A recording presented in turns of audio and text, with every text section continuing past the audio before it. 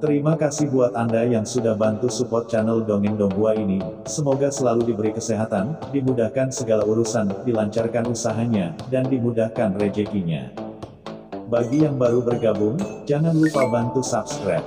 Aktifkan tanda lonceng. Klik like, komen, dan share channel Mimin ke penjuru alam semesta. Oke, silahkan pasang headset dan siapin secangkir kopi. Mari kita kancutin ceritanya. Martial Master, Dongeng Donghua. Bab 5554. Ubah target. Ledakan. Dalam tatapan ketakutan dan kemarahannya, Istana 10 Kesengsaraan bergemuruh. Dan Kaisar Netherworld serta orang lain di kejauhan juga bergegas ke arahnya seperti kilat pada saat ini untuk mengepung dan menekannya. Utusan suci teratai hitam, segera pikirkan solusinya. Tai Yin Mingnu berkata dengan cemas. Tai Yin, ini satu-satunya cara untuk saat ini. Utusan suci teratai hitam tampak galak, dan dengan keras, jiwanya ditarik keluar dari lautan jiwa Dewi Tai Yin Hades. Ah! Tai Yin Mingnu tiba-tiba menjerit melengking, seluruh tubuhnya langsung mengejang, dan tubuhnya yang cantik bergerak-gerak hebat di dalam kehampaan. Selama bertahun-tahun, dia terus bergabung dengan utusan suci teratai hitam, meskipun kedua jiwa tersebut hanya menyatu sekitar 50%, mereka hampir terintegrasi sepenuhnya. Sekarang utusan suci teratai hitam telah menarik jiwanya keluar dari tubuhnya. Perasaan ini seperti mencabik-cabik dua saudara kembar yang telah tumbuh bersama dengan daging dan darah. Rasa sakit yang hebat membuatnya tidak dapat berbuat apa-apa. Utusan suci teratai hitam, apa yang kamu? Tai Yin Mingnu menjerit kesakitan, wajahnya berkerut, dan rasa sakit yang hebat membuatnya berkeringat dan tidak mampu menahan diri. Tai Yin, mohon bersabar. Setelah aku menelan jiwa anak ini, aku akan bergabung denganmu lagi. Utusan suci teratai hitam mengeluarkan suara yang ganas, dan roh gelap dan dingin mengembun dari kehampaan, kemudian, seluruh tubuhnya melesat ke arah Qin Chen seperti kilat. Ledakan. Nafas jiwa yang dingin memasuki alis Qin Chen dalam sekejap dan turun ke lautan jiwa Qin Chen. Nak, apakah menurutmu kamu punya pilihan lain sekarang? Jiwa orang suci teratai hitam bergetar dan dia mengeluarkan raungan yang ganas. Sungguh rasa sakit yang tak tertahankan bagi utusan suci teratai hitam untuk memisahkan jiwanya dari jiwa Dewi Tai Yin, yang telah menyatu hingga hampir 50%, tetapi dia harus melakukannya. Dan biang keladi dari semua ini adalah anak laki-laki di depannya, bagaimana hal ini bisa membuat utusan suci teratai hitam tidak marah? Dia ingin memasuki lautan jiwa anak laki-laki di depannya, melahap jiwanya sepenuhnya, dan menjadikannya pengorbanan untuk jiwanya sendiri. Ledakan. Saat nafas jiwa ilahi utusan suci teratai hitam memasuki lautan jiwa Qin Chen, nafas dingin seperti es 10.000 tahun langsung memenuhi seluruh lautan jiwa ilahi Qin Chen. Nafas dingin itu membekukan ruang jiwa, dan itu seperti direm. Momen itu akan membekukan jiwa Qin Chen sepenuhnya. Hah, apakah ini jiwa klan Abais? Benar-benar menakutkan. Di dalam ruang jiwa, Qin Chen merasakan roh utusan teratai hitam masuk, dan pupil matanya sedikit menyusut. Saat ini, dalam persepsi Qin Chen, jiwa utusan teratai hitam di depannya seperti pusaran air gelap seperti matahari hitam terik. Pusaran air ini mengandung aura menakutkan yang membuat jantung orang berdebar kencang. Seolah-olah hanya sekali melihatnya akan benar-benar menyedot jiwa ini seperti dimusnahkan ke dalamnya. Perasaan ini jauh lebih menakutkan daripada jiwa banyak orang kuat lainnya yang pernah dilihat Qin Chen. Setidaknya murni dalam hal mematikan jiwa, aura jiwa ilahi utusan suci teratai hitam jauh lebih menakutkan daripada Kaisar Netherworld. Lagi pula, ia berasal dari jurang maut dan memiliki kerusakan yang tak terhapuskan pada makhluk laut di alam semesta. Sayang sekali, apakah kamu ingin merebut jiwaku? Atau kamu ingin memusnahkan jiwaku? Namun, menghadapi roh menakutkan dari utusan teratai hitam, Qin Chen tidak menunjukkan kepanikan di wajahnya. Kamu nak, bahkan tidak panik sama sekali di bawah aura jiwaku. Utusan suci teratai hitam terkejut saat melihat keadaan tenang Qin Chen. Bagaimana situasinya? Anak di depannya hanya berada di alam kuasi kaisar, dengan tingkat budidaya jiwanya, apalagi melawan dirinya sendiri. Lautan jiwanya seharusnya mulai meledak saat jiwanya datang, tapi sekarang. Melihat lautan jiwa Qin Chen, yang setenang danau, utusan suci teratai hitam merasakan sesuatu yang buruk yang tidak dapat dijelaskan di dalam hatinya. Haha, dengan jiwa kecilmu, kamu masih ingin merebut tuannya. Qin Chen terkekeh. Selama bertahun-tahun, ada begitu banyak orang berkuasa yang ingin merebut tubuh mereka atau membunuh jiwa mereka, dan Qin Chen hampir kebal terhadap mereka. Dasar semut kecil, beraninya kamu bertindak sombong. Utusan suci teratai hitam meraung dengan ganas, dan dengan keras, jiwanya langsung menekan lautan jiwa Qin Chen di bawah. Nak, pergilah ke neraka untukku. Di tengah suara gemuruh, roh awan hitam yang bisa menutupi langit menghantam dengan keras. Api teratai hijau kekacauan, kekuatan guntur. Mata Qin Chen menjadi dingin dan dia tidak lagi menyembunyikannya, nafas panas jiwa ilahi tiba-tiba keluar dari tubuhnya, dan kemudian sambaran petir yang tak berujung meledak dari lautan jiwa Qin Chen dalam sekejap. Ledakan. Dia melihat guntur tak berujung datang ke dunia dan berubah menjadi lautan luas, dalam sekejap, kekosongan jiwa tak berujung di sekitar lautan jiwa Qin Chen berubah menjadi lautan guntur. Masing-masing petir ini seperti naga yang marah, berkeliaran dan mengaum, dan langsung menyelimuti jiwa utusan suci teratai hitam.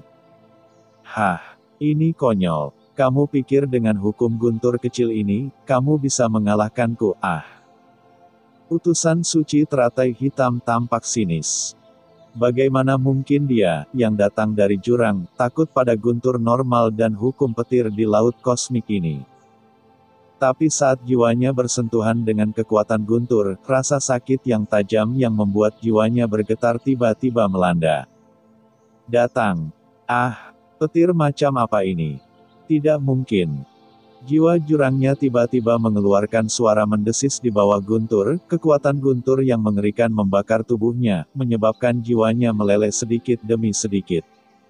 Gelombang rasa sakit yang belum pernah terjadi sebelumnya langsung menghantam lautan jiwanya. Tidak, itu tidak mungkin. Bagaimana laut kosmik ini memiliki kekuatan untuk memusnahkan jiwa klan Abaisku? Utusan suci teratai hitam berteriak, tidak dapat mempercayai apa yang dilihatnya. Kekuatan jurang maut tidak dapat diduga, bahkan orang-orang kuat setingkat kaisar di laut kosmik ini akan langsung terkorosi, tercemar, dan langsung dirusak oleh jiwa jurangnya. Apalagi kaisar semu kecil di depan mereka. Apa yang terjadi di sini? Di tengah suara gemuruh yang melengking, jiwa Santo teratai hitam terpelintir dengan keras. Itu hanya jiwa kecil, apa yang tidak mungkin? Jiwa Qin Chen berjalan di dalam guntur, seperti dewa guntur.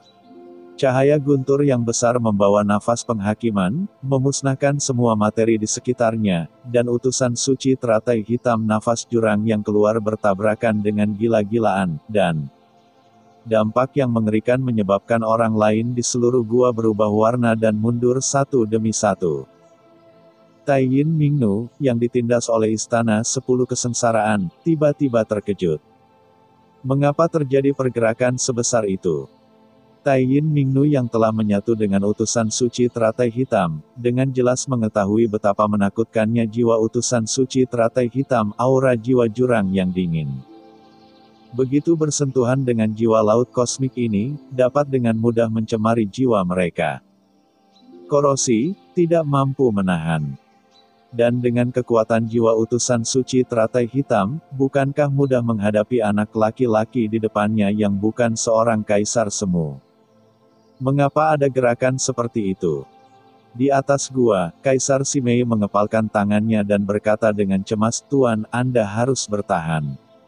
Jangan khawatir. Anak ini sangat tangguh, jadi mengapa teratai putih bersikeras memasuki lautan jiwa Qin Chen? Bagaimana jika kamu tidak mencari kematian?" Kaisar Netherworld, yang mengetahui sesuatu, mencibir, tetapi dia merasa sangat santai. Ledakan. Pada saat ini, kekuatan guntur di lautan jiwa Qin Chen menjadi semakin menakutkan. Guntur yang menggelegar memusnahkan segala sesuatu di dunia, dan terus memusnahkan jiwa utusan suci teratai hitam. Sialan, aku akan bertarung denganmu. Utusan suci teratai hitam ketakutan. Jika dia terus seperti ini, jiwanya akan dimusnahkan sedikit demi sedikit di bawah kekuatan Qin Chen. Memikirkan hal ini, jiwanya segera mulai terbakar. Pengorbanan jiwa. Boom! Dalam sekejap, api jiwa hitam muncul dari utusan suci teratai hitam, mencoba menghindari kekuatan guntur Qin Chen. Berhentilah melawan. Saya telah menekan kekuatan jurang yang lebih kuat dari Anda. Bagaimana Anda bisa melawan hanya dengan jiwa kecil Anda? Qin Chen mencibir dan mengulurkan tangan besarnya. Dengan gemuruh, telapak jiwa gelap muncul di kehampaan, dan di telapak tangan ada nafas dingin samar yang memenuhi udara. Dan jiwa yang terbakar menuju utusan suci teratai hitam bergemuruh dan ditangkap. Apa, kekuatan jurang maut, kenapa ada jejak kekuatan jurang di jiwamu? Merasakan aura dingin ini, mata utusan suci teratai hitam membelalak, dan dia hampir bingung. Qin Chen terkekeh ringan, bahkan istana 10 kesengsaraan tidak dapat menolak. Tampaknya identitas utusan suci Anda jauh berbeda dari orang yang meninggalkan nafasnya di istana 10 kesengsaraan. Qin Chen berada di Nan pada saat itu. Ketika 13 wilayah sedang menjalani pelatihan di Aula 10 Kesengsaraan, mereka menjadi sasaran kekuatan jurang yang tersembunyi di dalamnya. Pada akhirnya, kekuatan ini dikalahkan oleh guntur penghakiman ilahi. Tetapi ketika utusan suci teratai hitam bertarung melawan Aula 10 Kesengsaraan, dia bahkan tidak menyadari nafas jurang di dalamnya. Hal ini membuat Qin Chen langsung mengerti bahwa status utusan suci teratai hitam di depannya di klan Abyss mungkin tidak sama sekali. Tidak sebagus keberadaan jurang di istana 10 kesengsaraan yang dia dapatkan. Bagaimana seseorang bisa menguasai dirinya sendiri? Ledakan. Di bawah telapak jiwa guntur yang besar, utusan suci teratai hitam tampak ngeri, jiwanya terus runtuh di bawah tangan guntur Qin Chen, dan dia tidak dapat menahan sama sekali. Sialan, bagaimana cara memindahkan jiwa? Pada saat kritis, utusan suci teratai hitam meraung keras, dan jiwanya kabur dalam sekejap. Saat berikutnya, setengah dari jiwa utusan suci teratai hitam menghilang begitu saja, dan setengahnya langsung digantikan oleh kekuatan jiwa lain, kemudian, di bawah serangan jiwa Qin Chen. Ia langsung dimusnahkan dan diubah menjadi jiwa murni, kekuatannya menghilang. Di luar, tubuh fisik Qin Chen tiba-tiba membuka matanya dan tiba-tiba melihat ke depan. Saya melihat aura ketuhanan Taiyin Mingnu di depan saya tiba-tiba meredup dalam sekejap, seolah-olah dia ditelan begitu saja, dan dia juga mengeluarkan raungan yang melengking. Pada saat yang sama, aura jiwa dingin lainnya menggantikan posisi jiwa aslinya dan muncul di dunia luar pada saat jiwa Taiyin Hades menghilang. Itu adalah setengah dari jiwa asli utusan suci teratai hitam. Hei, klan Abyss ini sebenarnya punya cara untuk melarikan diri. Qin Chen tampak terkejut. Utusan suci teratai hitam, kamu. Taiyin Mingnu kehilangan separuh jiwanya sangat kesakitan, dan dia berkata dengan marah. Bagaimana situasinya? Meskipun utusan suci teratai hitam lolos dari separuh jiwanya, dia sangat lemah. Dia tampak ketakutan dan berkata, sialan, anak ini tidak terkalahkan. Kita harus mengubah targetnya. Setelah mengatakan ini, utusan suci teratai hitam tiba menundukkan kepalanya dan melihat ke dalam genangan darah hitam di bawah. Kekuatan sihir. Ledakan. Hantu itu tiba-tiba bergegas menuju genangan darah di bawah. Ya, cerita pun bersambung. Nantikan episode Martial Master selanjutnya tetap di channel Dongeng Donghua ini. Terima kasih buat Anda yang sudah mengikuti alur dari channel Dongeng Donghua, dan yang sudah bantu subscribe. Semoga selalu diberi kesehatan, dilancarkan usahanya, dan dimurahkan rezekinya. Bagi yang suka dengan alur cerita Donghua yang lainnya, silahkan cek di playlist, yang tentunya pasti tidak akan kalah seru ceritanya. Dan semuanya sudah Mimin rangkum di sana. Semoga bisa terhibur dan terima kasih.